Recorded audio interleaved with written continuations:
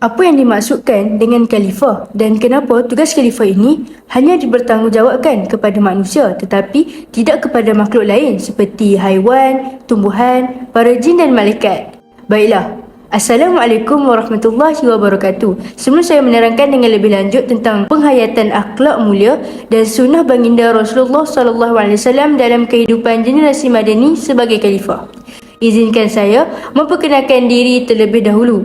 Nama diberi Nurin Fauzana binti Muhammad Fauzi dari kelas Pendidikan Islam 4 dan merupakan pelajar PPI SMP Jun 2023 di IPG Kampus Darul Aman. Tanpa membuang masa lagi, berbalik kepada persoalan yang awal tadi berkenaan apa itu khalifah. Khalifah ini bermaksud menjadi wakil Allah di muka bumi untuk memelihara dan memakmurkan alam ini berdasarkan syariatnya. Dalam konsep Islam, khalifah bermaksud pengganti kepada Nabi Muhammad SAW dan juga gelaran kepada pemimpin politik keagamaan. Sebagai contoh, ketua agama dan raja di negara Islam. Pernyataan ini dapat dikukuhkan lagi dengan hujah daripada para ulama, di antaranya ialah Al-Imam Al-Mawardi yang menyebut dalam kitabnya Al-Ahkam Al-Sultaniyah halaman yang kelima, yang bermaksud makna khalifah ialah pengganti Nabi dari segi menjaga agama dan memerintah dunia ini dengan agama. Kenapa dikatakan khalifah ini merupakan pengganti Nabi? Hal ini kerana Nabi Muhammad SAW menyebut dalam satu hadis riwayat Imam Bukhari tentang kewajipan dan hak menjadi seorang pemimpin, yang bermaksud kaum Bani Israel dipimpin oleh para Nabi. Setiap kali wafatnya seorang Nabi akan digantikan oleh Nabi selepasnya.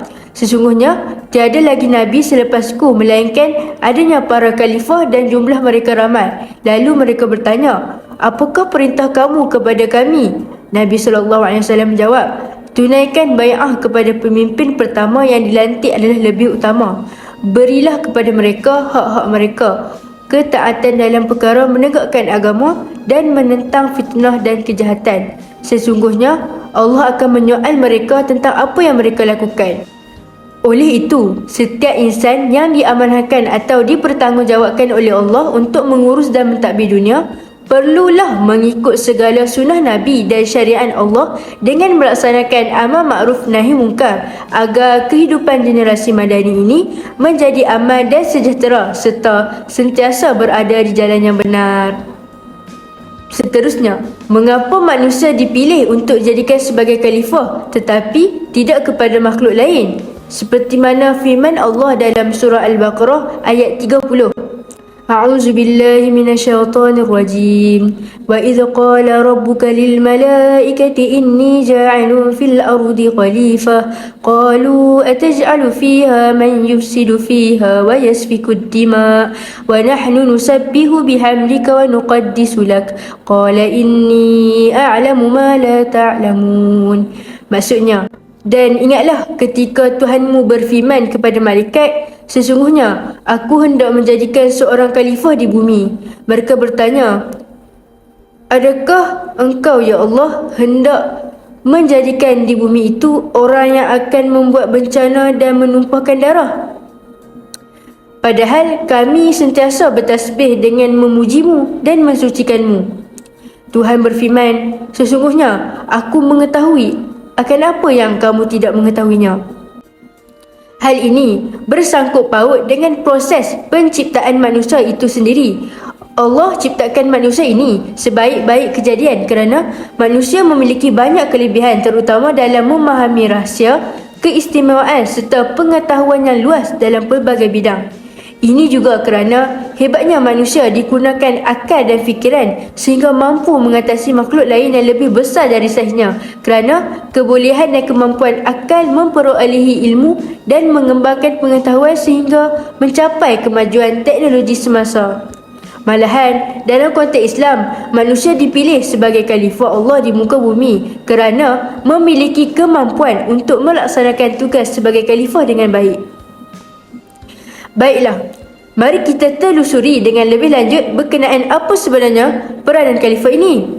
Apabila disebut dengan peranan khalifah ini, mesti korang akan teringat akan kisah-kisah kekhalifahan pada zaman Rasulullah dan beberapa fasa kekhalifahan yang berlaku selepas kewafatan baginda.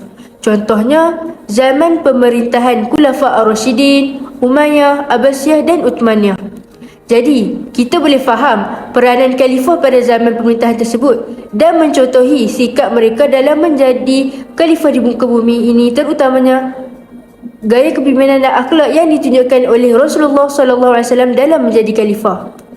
Sebagaimana firman Allah dalam surah Al-Ahzab ayat 21 yang bermaksud, demi sesungguhnya adalah bagi kamu pada diri Rasulullah SAW itu contoh ikutan yang baik, iaitu bagi orang yang sentiasa mengharapkan keridaan Allah dan balasan baik hari akhirat, serta ia pula banyak menyebut dan mengingati Allah dalam masa susah dan senang. Maka dengan itu, peranan khalifah yang pertama yang ditunjukkan oleh Rasulullah SAW adalah dengan menjadi hamba Allah yang tunduk patuh dan beribadat kepadanya serta mengamalkan akhlak yang terpuji. Apa yang saya faham dengan peranan ini, kita perlulah mempunyai penghayatan akidah yang kuat dengan meningkatkan keimanan kepada Allah, mengikuti sunnah Rasulullah dan berakhlak mulia. Penghayatan kepada aspek-aspek berikut dapat menjalinkan hubungan yang baik dengan Allah maupun hubungan sesama manusia. Ini dikatakan kerana apabila seorang pemerintah menerapkan penghayatan tersebut di dalam dirinya, maka rakyatnya akan menghormati dan menyanjungi ketinggian sikap yang ada pada seorang pemimpin dalam melaksanakan amanah dan tanggungjawabnya. Di samping itu, Rasulullah sendiri telah membentuk dan mewariskan model kepemimpinannya kepada para sahabatnya, iaitu seorang khalifah berperanan mengambil berat dan bertanggungjawab terhadap masyarakat seperti orang bawahan ataupun orang yang lebih rendah pangkatnya. Sebagai contoh, kita dapat lihat sifat ini diterapkan oleh sahabat baginda, yakni Umar Al-Khattab, semasa beliau menjalankan kepimpinannya dalam pengurusan pendidikan. Hal ini demikian kerana sifat tanggungjawab ini akan mewujudkan mahabbah dan kerjasama di antara pemimpin dan orang bawahannya. Jadi, kita boleh samakan sikap pemimpin ini dalam kehidupan kita. Misalnya, seorang pengetua sekolah perlulah bertanggungjawab mengambil tahu hal-hal guru dan kaki tangan sekolah. Begitu juga bagi seorang guru perlulah bertanggungjawab mendidik pelajar dan menganggap tugas pendidik ini adalah amanah dari Allah. Akhir sekali, peranan khalifah yang seterusnya adalah dengan menegakkan syariat Allah, iaitu agama Islam. Syariat ini merupakan panduan yang sempurna dan menyeluruh terhadap seluruh permasalahan hidup manusia dalam kehidupan. Apabila kita menegakkan syariat Islam ini, kita mengetahui bahawa ia dapat mengatur kehidupan manusia ke arah yang benar, seperti mana kehidupan Rasulullah dalam memimpin umat Islam dengan berlandaskan beberapa prinsip, antaranya prinsip kebebasan. Contohnya, perdamaian perjanjian Hudaybiyah jelas menunjukkan kebebasan dalam bidang politik. Kemudian, prinsip keadilan. Contohnya, Rasulullah mengamalkan keadilan kepada semua lapisan masyarakat.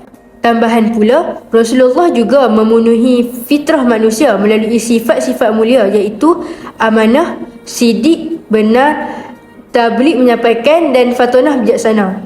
Sebagai seorang khalifah, kita wajarlah menerapkan prinsip dan sifat tersebut dalam melaksanakan tugas khalifah ini, kerana ianya tidak boleh diperlakukan dengan sewenang-wenangnya dan merupakan amanah dari Allah.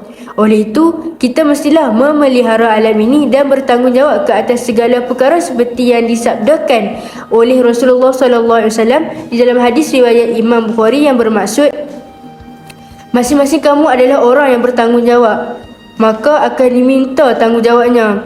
Raja adalah orang yang bertanggungjawab atas rakyat yang dipimpinnya, dan penguasa akan diminta bertanggungjawab tentang mereka. Seorang lelaki ketua rumah tangga bertanggungjawab atas keluarganya dan akan diminta bertanggungjawab tentang mereka. Dan seorang perempuan sebagai ibu rumah tangga harus bertanggungjawab atas suami dan anak-anaknya dan akan diminta bertanggungjawab tentang mereka. Pembantu bertanggungjawab atas harta majikannya dan akan diminta bertanggungjawab tentang mereka itu.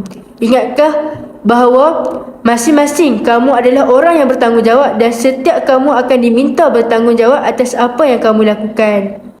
Baiklah, sekian sahaja daripada saya. Segala yang baik datangnya dari Allah dan segala yang buruk datang dari diri saya sendiri. Aqulu qawli hadza wa astaghfirullahal azim li wa lakum. Wassalamualaikum warahmatullahi wabarakatuh.